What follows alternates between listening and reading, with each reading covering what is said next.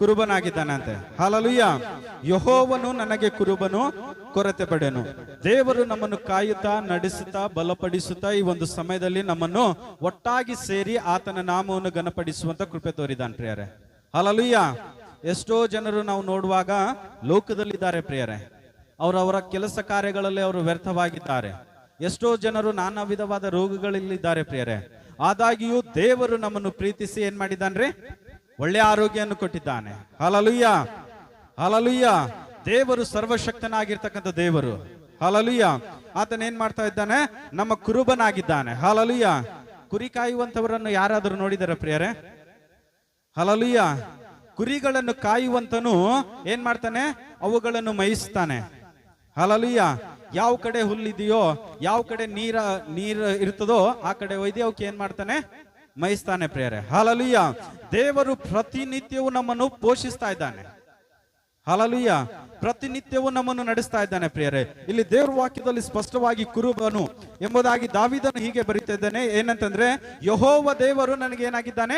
ಕುರುಬನಾಗಿದ್ದಾನೆ. ಪ್ರತಿನಿತ್ಯವೂ ನಾನು ಮಾಡುವ ಕೆಲಸ ಕಾರ್ಯಗಳಲ್ಲಿ ನನ್ನ ಜೊತೆಗಾರನಾಗಿದ್ದು ನನ್ನನ್ನು ನಡೆಸ್ತಾ ಇದ್ದಾನೆ ಎಂಬುದಾಗಿ ಇಲ್ಲಿ ವಾಕ್ಯದಲ್ಲಿ ನೋಡುತ್ತೇವೆ ಪ್ರಿಯರೇ. ಹಲ್ಲೆಲೂಯಾ. ದಾವೀದನು ದೇವರಲ್ಲಿ ಕೊಂಡಾಡ್ತಾ ಇದ್ದಾನೆ ಪ್ರಿಯರೇ. ದೇವರ ನಾಮವನ್ನು ವರ್ಣನೆ ಮಾಡ್ತಾ ಇದ್ದಾನೆ ಪ್ರಿಯರೇ. ಏನಂತ ವರ್ಣನೆ ಮಾಡ್ತಾ ಇದ್ದಾನೆ?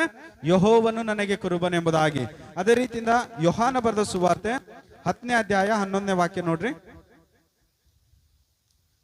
ಯೋಹಾನ ಬರೆದ ಸುವಾರ್ತೆ 10ನೇ ಅಧ್ಯಾಯ 11ನೇ ವಾಕ್ಯ. ಹಲ್ಲೆಲೂಯಾ. ಒಳ್ಳೆ ಕುರುಬನು ತನ್ನ ಕುರಿಗಳಿಗೋಸ್ಕರ ತನ್ನ ಪ್ರಾಣವನ್ನು ಕೊಡುತ್ತಾನೆ ಎಂಬುದಾಗಿ. ಹಲ್ಲೆಲೂಯಾ. ಏನ್ ಮಾಡ್ತಾನಂತೆ ಪ್ರಿಯರೇ? ಕುರಿಗಳನ್ನು ಕಾಯುತ್ತಾ, ಅವುಗಳನ್ನು ನಡೆಸುತ್ತಾ ಏನ್ ಮಾಡ್ತಾನೆ? ಅವುಗಳಿಗೋಸ್ಕರ ತನ್ನ ಪ್ರಾಣವನ್ನೇ ಅತ್ತಿಯಲ್ಲಿಡ್ತಾನಂತೆ ಪ್ರಿಯರೇ. ಹಲ್ಲೆಲೂಯಾ.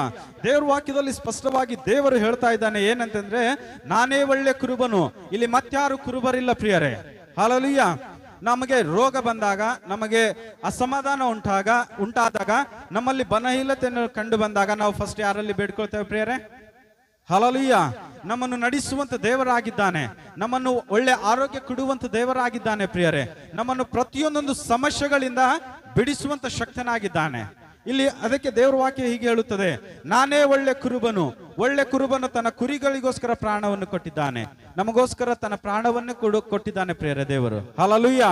ನಮಗೋಸ್ಕರ, ನಮ್ಮ ಪಾಪಗಳಿಗೋಸ್ಕರ ಆ ಕ್ರೂಜ ಶಿಲುಬೆಯಲ್ಲಿ ತನ್ನ ಪರಿಶುದ್ಧವಾದ ರಕ್ತವನ್ನು ಸುರಿಸಿ ತನ್ನ ಪ್ರಾಣವನ್ನೇ ಕೊಟ್ಟಿದ್ದಾನೆ ಪ್ರಿಯರೇ. ಹಲ್ಲೆಲೂಯಾ. ಆದಾಗ್ಯೂ ನಾವು ಏನ್ ಮಾಡ್ತಾ ಇದ್ದೇವೆ? ಆತನ ನಾಮವನ್ನು ಕೊಂಡಾಡ್ತಾ ಇದ್ದೇವಾ? ಆತನನ್ನು ಸ್ತುತಿ ಮಾಡ್ತಾ ಇದ್ದೇವಾ? ಆತನ ನಾಮದಲ್ಲಿ ನಾವೆಲ್ಲರೂ ಒಟ್ಟಾಗಿ ಸೇರಿ ಆರಾಧನೆ ಮಾಡ್ತಾ ಇದ್ದೇವಾ? ಹಲ್ಲೆಲೂಯಾ. ಇಲ್ಲಿ ದೇವರ ವಾಕ್ಯದಲ್ಲಿ ನಾವು ನೋಡುವಾಗ, ನಮಗೋಸ್ಕರ, ನಮ್ಮ ಪಾಪಗಳಿಗೋಸ್ಕರ ಆ 2000 ವರ್ಷಗಳ ಹಿಂದೆ ಆತನ ಕ್ರೂಜೆಯಲ್ಲಿ ಬಲಿಯಾಗಿದ್ದಾನೆ ಪ್ರಿಯರೇ. ಈ ಸಮಯದಲ್ಲಿ ನಾವೆಲ್ಲರೂ ಆತನ ರಕ್ತದಲ್ಲಿ ತೊಳೆಯಲ್ಪಟ್ಟಿದ್ದೇವೆ. ಹಲ್ಲೆಲೂಯಾ. ನಾವೆಲ್ಲರೂ ಏನ್ ಮಾಡಿದ್ದೇವೆ? ಆತನ ಹೆಸರಿನಲ್ಲಿ ದೀಕ್ಷಾ ಸ್ನಾನ ಮಾಡಿಕೊಂಡಿದ್ದೇವೆ. ಅನುದಿನವೂ ನಾವು ಪ್ರತಿ ಭಾನುವಾರ ಆತನ ಸನ್ನಿಧಾನದಲ್ಲಿ ಬಂದು ಏನ್ ಮಾಡ್ತಾ ಇದ್ದೇವೆ? ಆತನ ರಕ್ತ ಮತ್ತು ಆತನ ದೇಹದಲ್ಲಿ ಪಾಲುಗಾರರಾಗ್ತಾ ಇದ್ದೇವೆ ಪ್ರಿಯರೇ. ಆದಾಗ್ಯೂ ನಮ್ಮ ಜೀವಿತ ಯಾವ ರೀತಿಯಾಗಿದೆ? ನಾವು ಯಾವ ರೀತಿಯಾಗಿ ಜೀವಿಸ್ತಾ ಇದ್ದೇವೆ? ಆತನ ವಾಕ್ಯದ ಅನುಗುಣವಾಗಿ ಜೀವಿಸ್ತಾ ಇದ್ದೇವಾ? ಆತನಲ್ಲಿ ಪ್ರಾರ್ಥನೆ ಮಾಡ್ತಾ ಇದ್ದೇವಾ?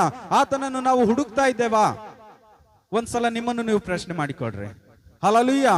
ಆತನು ನಮ್ಮನ್ನು ಪ್ರತಿನಿತ್ಯ ಕಾಪಾಡ್ತಾ ಇದ್ದಾನೆ. ನೀವು ನೋಡ್ಬೋದು, ಎಷ್ಟೋ ಅನಾಹುತಗಳಾಗ್ತಾ ಇದ್ದಾವೆ, ಎಷ್ಟೋ ಆಕ್ಸಿಡೆಂಟ್ಗಳಾಗ್ತಾ ಇದ್ದಾವೆ, ಎಷ್ಟೋ ಜನರು ರೋಗಗಳಿಂದ ಸತ್ತೋಗ್ತಾ ಇದ್ದಾರೆ ಪ್ರಿಯರೇ.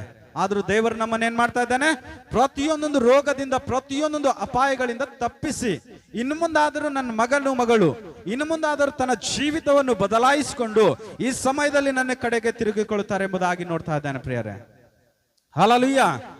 ಹಲ್ಲೆಲೂಯಾ. ಆದ್ರೆ ನಾವು ಆತನನ್ನು ಪ್ರೀತಿಸ್ತಾ ಇದ್ದೇವಾ? ಆತನನ್ನು ಹುಡುಕ್ತಾ ಇದ್ದೇವಾ? ಎಲ್ಲರೂ ಜೀವಿತವನ್ನು ಕಳೀತಾ ಇದ್ದಾರೆ, ನಾವು ಕೂಡ ಅವರ ಹಾಗೆನಾ? ನಾವೆಲ್ಲರೂ ಆತನ ಹೆಸರಿನಲ್ಲಿ ಕರೆಯಲ್ಪಟ್ಟಿರ್ತಕ್ಕಂಥವರು, ನಾವೆಲ್ಲರೂ ಆತನ ರಕ್ತದಲ್ಲಿ ತೊಳೆಯಲ್ಪಟ್ಟಂಥವರು. ಲೋಕದಲ್ಲಿ ಜೀವಿಸುವವರು ಬೇರೆ, ನಾವು ಜೀವಿಸುವುದು ಬೇರೆ ಪ್ರಿಯರೇ. ಲೋಕದಲ್ಲಿ ಜೀವಿಸುವವರು ಲೋಕದ ಅನುಸಾರವಾಗಿ ಜೀವಿಸ್ತಾರೆ.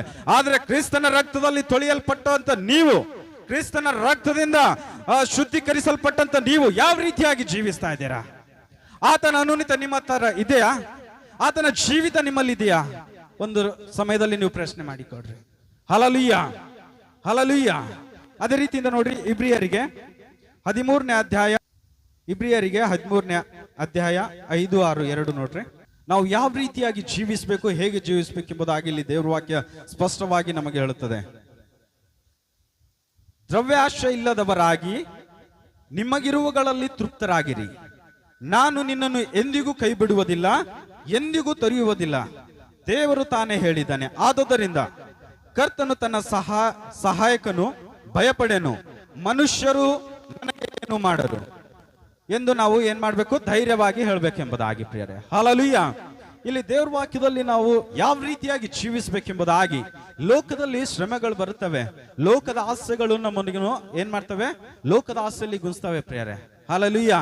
ಆದಾಗ್ಯೂ ನಾವು ಏನ್ ಮಾಡ್ಬೇಕೆಂಬುದಾಗಿ, ದ್ರವ್ಯಾಶೆ ಇಲ್ಲದವರಾಗಿ, ಹಲ್ಲೆಲೂಯಾ, ಈ ಲೋಕದ ಆಸೆಗಳನ್ನು ಇಲ್ಲದವರಾಗಿ ನಾವೇನ್ ಮಾಡ್ಬೇಕು, ನಮಗಿರ್ತಕ್ಕಂಥದ್ದಲ್ಲಿ ನಾವು ಏನ್ ಮಾಡ್ಬೇಕು, ತೃಪ್ತಿಯಾಗಿರ್ಬೇಕು ಪ್ರಿಯರೇ.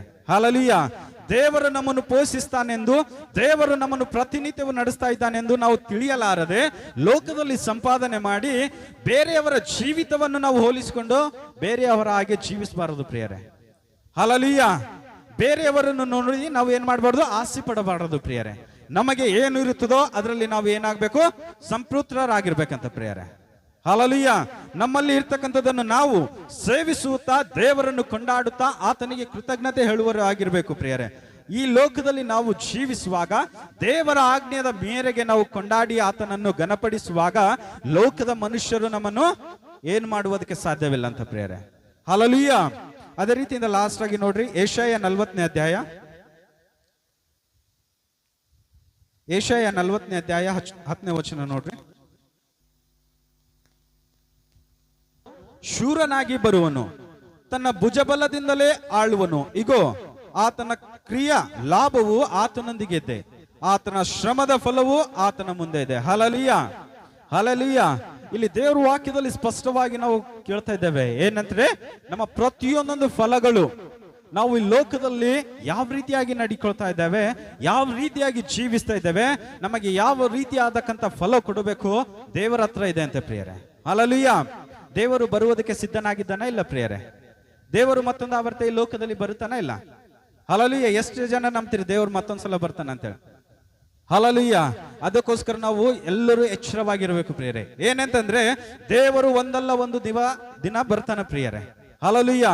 ನಮಗೆ ಬರಬೇಕಾಗಿರ್ತಕ್ಕಂಥ ಪ್ರತಿಫಲವು ಆತನ ಕೈಯಲ್ಲಿದೆ ಎಂಬುದಾಗಿ ನಾವು ಮರಿಬಾರದು. ದೇವರ ವಾಕ್ಯದಲ್ಲಿ ಸ್ಪಷ್ಟವಾಗಿ ಹೇಳುತ್ತದೆ ಏನಂತಂದ್ರೆ, ನಮ್ಮ ಕ್ರಿಯಾ ಲಾಭವನ್ನು ಆತನ ಕೈಯಲ್ಲಿದೆ ಅಂತೆ ಪ್ರಿಯರೇ.